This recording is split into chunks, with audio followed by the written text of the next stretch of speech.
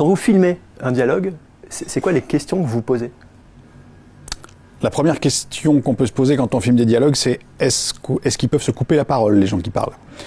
Donc est-ce qu'ils sont sur le même plan ou est-ce qu'ils sont sur des plans différents? 99% du temps, je demande aux gens de ne pas se chevaucher pour pouvoir, moi, après au montage, les faire se couper la parole et puis rythmer comme je veux. Si jamais ils se chevauchent en vrai, eh ben, on est condamné en fait à prendre les deux répliques d'un coup parce qu'on ne peut pas les couper au milieu. Donc je fais très attention à ça. Le premier truc, c'est ça. C'est le son. Ouais. Il faut que le son soit... Voilà. Et puis sinon, quand la bonne couleur sur la réplique a été trouvée, qu'on lui a donné le bon truc, après il y a la vitesse. Alors c'est un truc que j'aime pas dire en plateau, parce que c'est vrai que c'est pas très élégant, mais en même temps, des fois, il faut que je le dise, et la même chose plus vite. Ah ouais. Mais c'est pas la même chose plus vite, c'est la même chose avec tout ce qu'on a mis dedans. Faut pas qu'il manque des trucs. Tout ce qu'on a mis dedans, mais un petit peu plus vite. Dans Kaamelott, souvent, en fait, vos dialogues, c'est du chant contre chant. J'imagine que c'est aussi pour rythmer la scène, justement. Alors, c'est pas forcément un chant contre chant, il peut y avoir beaucoup de chants. Oui. Il suffit qu'il soit plus de 2, 3, 4, et il y a beaucoup de choses.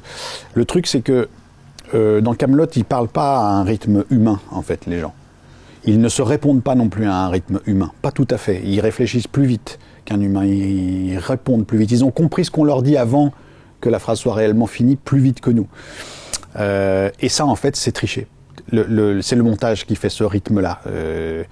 Si jamais je fais une scène plan-séquence, ça m'est arrivé, on s'oblige à ne jamais s'endormir et à garder une tonalité, entre guillemets, définitive sur le set.